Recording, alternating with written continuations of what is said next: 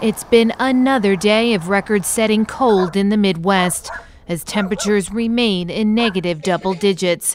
The deep freeze has burst water mains and knocked out electricity across the region.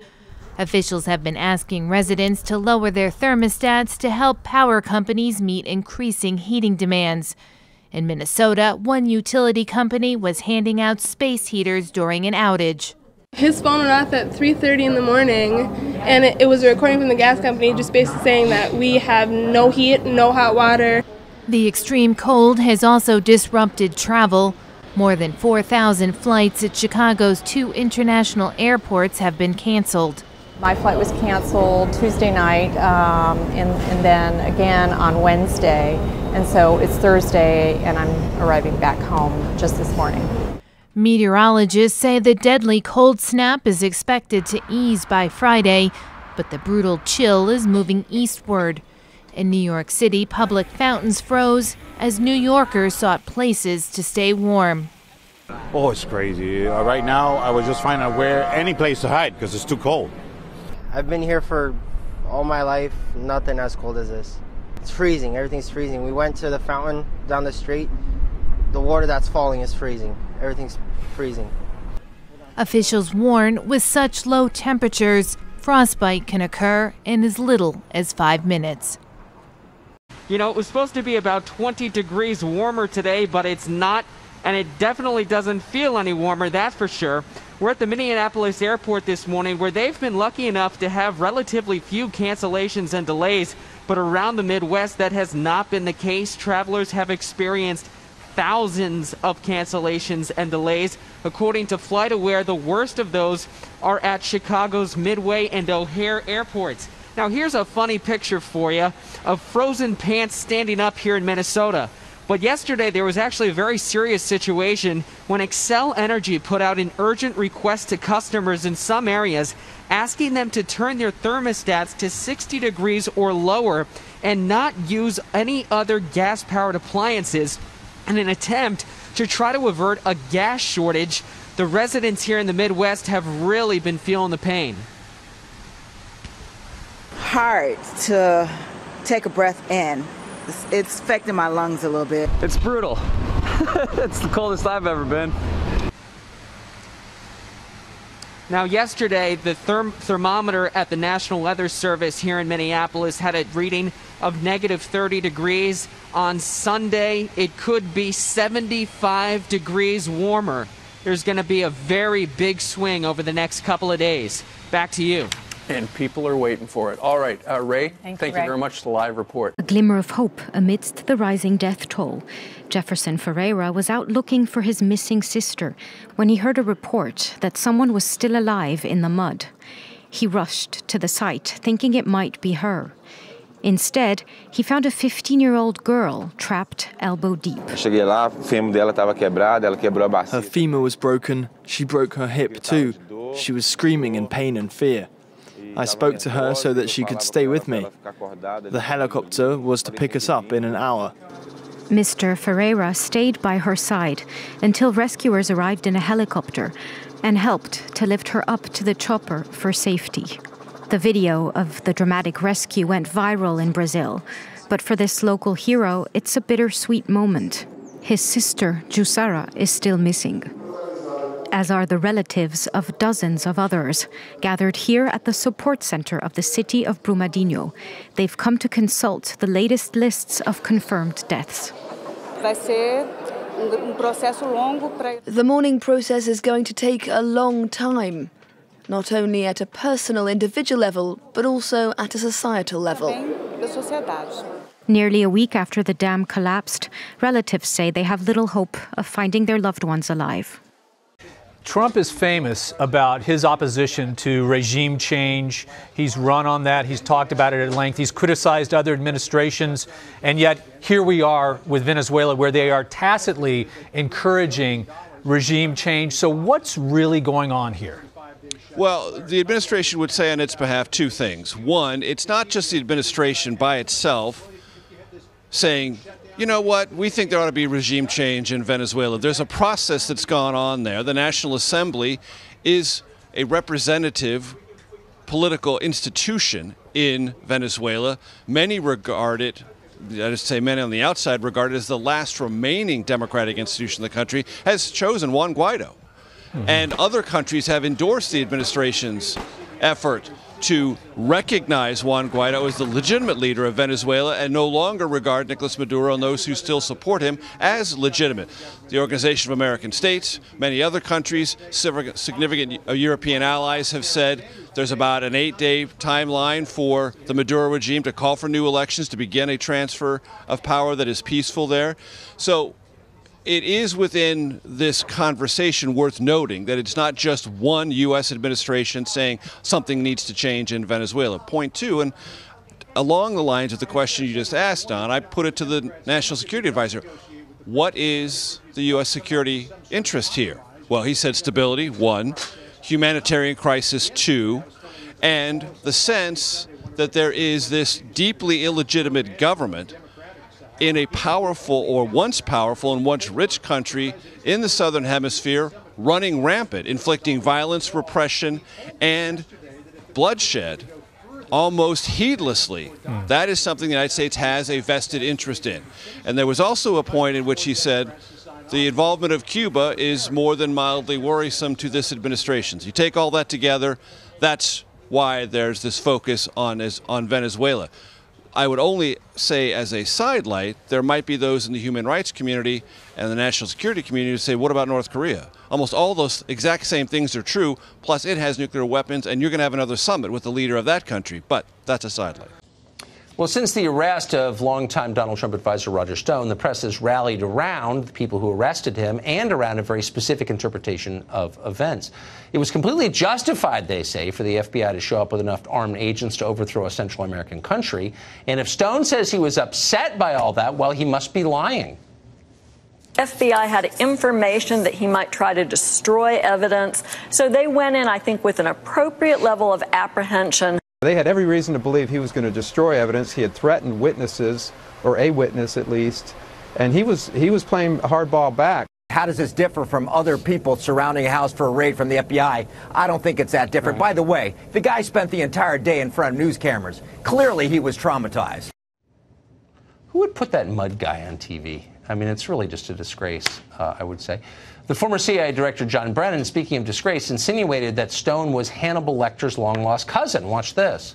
What happened with Roger Stone was in keeping with the standard operating procedures of the FBI. They were conducting an arrest and executing a search warrant.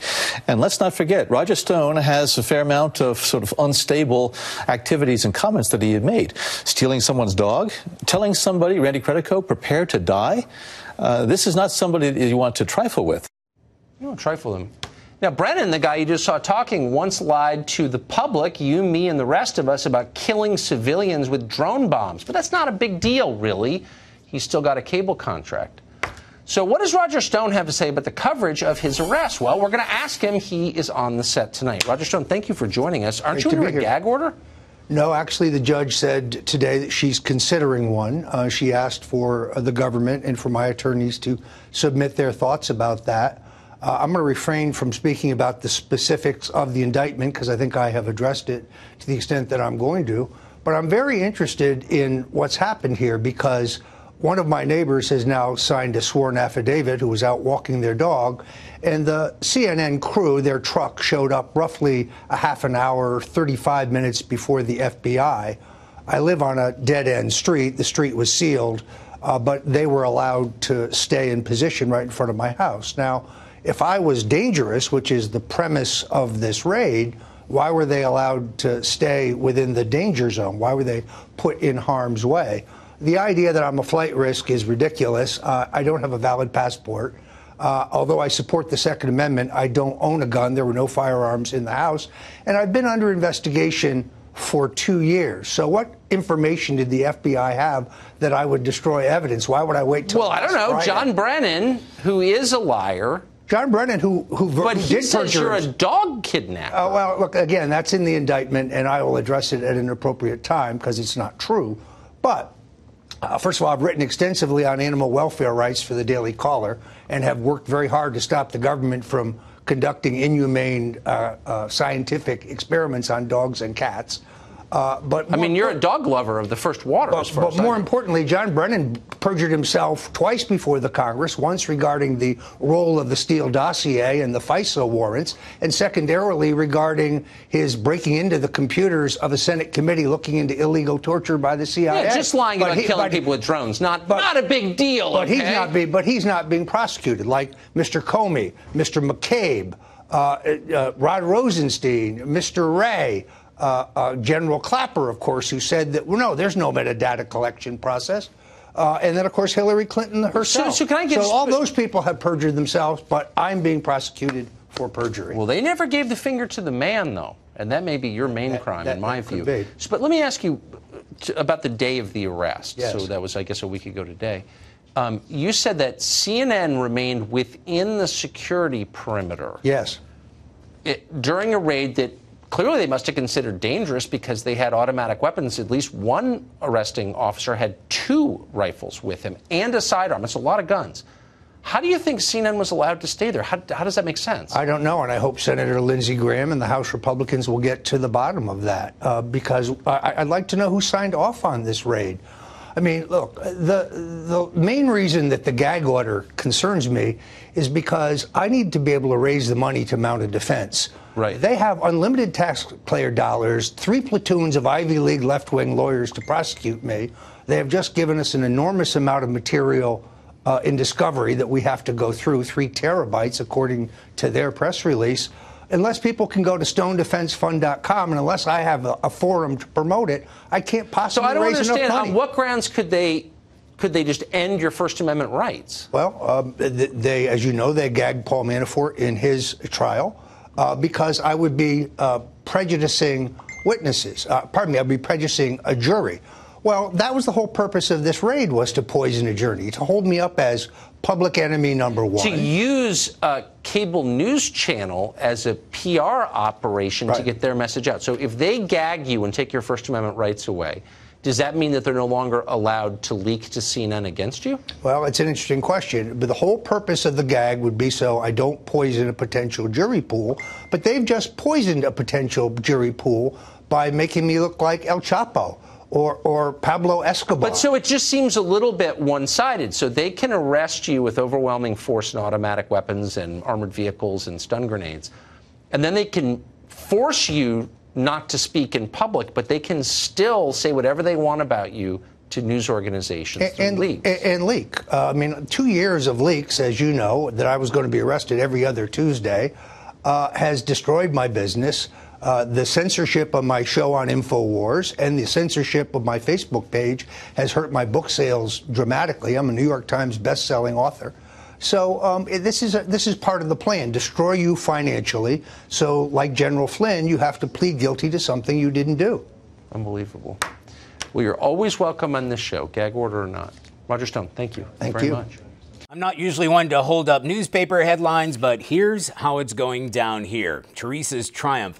Last night, British MPs backed a plan for Prime Minister Theresa May to head back to Brussels to reopen negotiations with the EU over the Brexit divorce deal.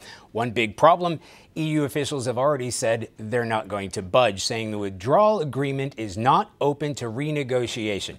Now, the biggest sticking point is what to do about the border between Ireland, which is part of the EU, and Northern Ireland, which is part of the UK.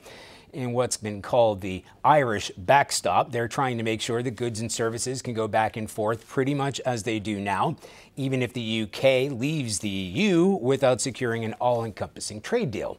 You can see where it gets complicated. One thing London and Brussels do agree on is the avoidance of a no-deal Brexit, where the UK crashes out on March 29th without an agreement. As one MP put it here this morning, we're 58 days from falling into the abyss. France is bracing for fresh yellow vest marches on Saturday, but with a difference, because this time people won't just be calling for reforms, they'll also pay tribute to those injured by excessive police force at previous rallies. We deliberately chose the 5-kilometer route, which is not much compared to what we did before, but we're going to have some injured people. All the injured will be there at the start of the march. There will also be sit-ins and speeches. The next day, when I woke up from the operation, I looked at myself in the mirror and said to myself, it's not me, it can't be me. Today, I do not dare look at myself in the mirror. For me, my life is over. It's destroyed. Well, more than 100 investigations have been opened against French police over their controversial use of those riot guns in recent months. Leading rights organisations in the country also want a complete ban on the use of the weapon, which fires golf ball-sized rubber bullets. It's already caused serious injuries at Yellow Vest protests.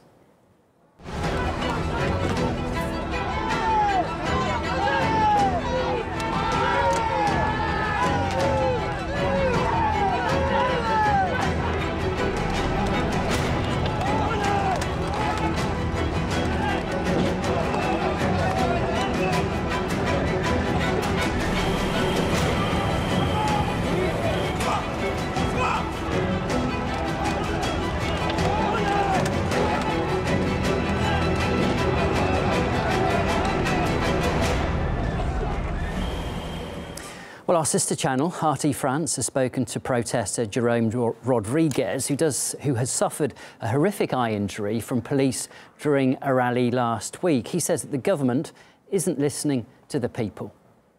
I understand now that the government is deaf to us. It couldn't hear the demands and the appeals being made on the streets. But now I see, I, who lost an eye, that they are completely blind. Even on the basis of the videotapes, they're unable to accept responsibility for what is happening. Our efforts are peaceful. That's my slogan. I'm a humanist. I want protesters to be protected. And the greatest gift for me was when, during Act 9, children came to kiss me, to shake my hand. They were happy to come to the protest with their parents. So why call for anarchy? Why call for everything to be broken? It is not in our interest. We are reasonable people. We will not destroy our own country. With more Yellow Vest marches planned across France on Saturday, Emmanuel Macron, a multi-millionaire dubbed by critics as a president of the rich, has expressed his solidarity with the demonstrators. In an interview with a French media outlet, he surprised many by claiming that he too would, under certain conditions, don a yellow vest. If a yellow vest means being for higher paid work and a more efficient parliament, then I am a yellow vest. The Yellow Vest movement will be marching for a 12th consecutive weekend. This time around, participants won't just be calling for social reforms. The rallies are being dedicated to those who were injured by police at previous marches. President Macron recently launched a so-called national dialogue in a bid to find common ground with the protesters. Now, we have spoken to publisher and writer Aymeric Monville, who says Macron is obviously out of touch with the French public. He thinks he's like a yellow vest. He's living like a yellow vest, maybe with a little bigger salary. He doesn't see that he's living in a very, very different world. And you will see tomorrow all the broken faces of these people who cannot feed their children and who are not afraid risking losing an eye during a demonstration, during these demonstration traps, because there are some traps. Speaking about working for a better salary, if Mr. Macron or another financial aristocrat wants to increase his salary, everyone understands in France that it means more for him and less for the French. Well, the government shutdown has ended for the moment temporarily, but the battle over a border wall continues. The Speaker of the House, Nancy Pelosi, has vowed that she will never fund that wall under any circumstances. The president promises he's going to build one. So that seems to leave the White House with one option: declare a national emergency and order the building of a wall on our southern border. That sounds like a pretty radical solution. But is it? Well, it turns out that national emergencies happen all the time, and somehow very few of them receive any attention at all. In 1976, Congress passed the National Emergencies Act. That law grants the president the power to declare a state of emergency in response to virtually anything if he thinks it's necessary. National emergencies can be renewed annually and routinely are. Congress can only block a state of emergency with a 2/3 vote. So it's a very broad law, and it's been applied a lot. It began in 1979. President Jimmy Carter declared a national emergency to keep Iranian government property from entering the United States. That emergency is still ongoing, despite being older than Alexandria Ocasio-Cortez, for example. Since that date, American presidents have declared no fewer than 58 national emergencies, and 31 of them are still ongoing right now. The average state of emergency in this country has lasted for 9.5 years. So what are some of these emergencies? Well, some really were emergencies. September 2001, for example, President Bush announced a state of emergency that gave the White House greater authority to mobilize the military, call out the National Guard, and perform other counter-terrorist actions. That emergency has been dutifully renewed each of the past 18 years. So that was real. We've also had a decade-long national emergency to combat the swine flu. President Trump has declared 3 national emergencies already. Bet you didn't know that. One of them sanctioned those who use social media to influence elections, those dastardly Macedonians. Another national emergency condemned the government of Nicaraguan President Daniel Ortega. That was a national emergency. And yet another ongoing national emergency punishes anyone who works to, quote, undermine the sovereignty of Lebanon. Lebanon. You see the point here? In Washington, protecting the sovereignty of a faraway Middle Eastern country that very few Americans will ever go to qualifies as a national emergency. Protecting our own country's sovereignty is, quote, immoral. And we're not overstating that. Just this week, 4 freshman Democrats in the House co-signed a letter demanding lower funding for America's border enforcement. In other words, it is virtuous to protect others. It is wrong to protect ourselves and our own children. What's the name for that attitude? Well, self-hatred would be one. Should people who hate the country be in charge of it? Well, we're joined here in the studio by our international affairs editor, Armand Georgian. Armand, just help us to understand, why is the United States doing this right now? Well, this withdrawal had been expected for months, and when it was first signalled, a common interpretation was that this move is really about China, not about Russia. When this pact was signed in 1987, China was not the military power that it is today, and it was never in the INF Treaty. Meanwhile, the US was effectively constrained by being in the INF Treaty. It was not able to develop middle-range missiles, while China was able to develop those kinds of missiles because it was not in the treaty. Now, of course, China is consolidating its position in the Western Pacific, and it does now have weapons that can keep US aircraft carriers at a distance. So clearly the US had to, or sensed that it had to do something about China. Another interpretation on all this is that by talking tough on Russia, Donald Trump changes the narrative on collusion, at least for a while. And he's tried to do this before, if you'll remember, when he expelled the large number of Russian diplomats following the Salisbury attack in the UK. Okay, so this was a deal that dated back to the times of Ronald Reagan and Mikhail Gorbachev. It was a deal struck in 1987. Just tell us a bit more about just what the intermediate range nuclear forces treaty actually was, Armand. Well, it banned short and medium range missiles. That's nuclear and non-nuclear devices. Sea-launched weapons were not included, however. You mentioned Reagan and Gorbachev. That was a time when relations were improving between the Soviet Union and the United States. But as we all know, things got worse really from the early 2000s, when that sort of honeymoon period between Russia and the US was over, and George W. Bush pulled out of the anti-ballistic missile treaty. He then moved to try to establish a missile defense shield in Europe, which of course alarmed the Kremlin very much. And, you know, there have been many tensions since then. The Ukraine crisis obviously is the backdrop to many of the accusations that the US has made against Russia, for example, that it developed cruise missiles in violation of the INF Treaty. And that was actually an accusation made by Barack Obama in 2014. So these accusations we're hearing from Mike Pompeo today, they're certainly not new. So I think overall, Tom, you have to look at today's events in the much broader context of these worsening relations between Russia and the US, really since the early 2000s. Okay, so we understand that Russia will be given formal notice of that withdrawal during the course of Saturday. Thank you very much indeed. Armand Georgian from our International Affairs Desk. Thanks again. Apple has been forced to temporarily disable a feature of its popular FaceTime app after a bug was uncovered that allowed users to see and hear another user before accepting a video call. iPhone and Mac computer users found even if a recipient ignored a group FaceTime call, the person on the other end could still see and hear them. On Apple's system status page, the group FaceTime feature is now temporarily unavailable. Apple told our partners at CNET that they are aware of the issue and will be releasing a fix later this week. In Privacy Watch, Facebook is under more scrutiny after it was accused of paying teens to spy on their phones. According to TechCrunch, the social networking giant has been paying participants up to $20 a month for access to private messages, emails, web searches, and browsing activity. In a statement, Facebook objected to parts of the report, writing, quote, "Despite earlier reports, there was nothing secret about this. It was literally called the Facebook Research app. It wasn't spying, as of all the people who signed up to participate went through a clear onboarding process, asking for their permission, and were paid to participate." CNET senior producer Dan Patterson joins me now with more insight. So, Dan, Facebook argues it's done nothing wrong. Why does Apple disagree?